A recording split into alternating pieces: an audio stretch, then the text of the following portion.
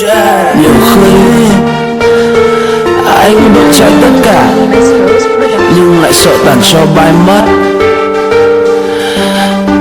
Anh đã tự hỏi lòng mình khi em nhìn anh, em đã che giấu những gì sau đôi mắt ấy, sau đôi mắt ấy, sau đôi mắt. Là thế đó nước mắt đã thấm ướt nhẹ bàn tay anh, mong ai đưa tay lau khô.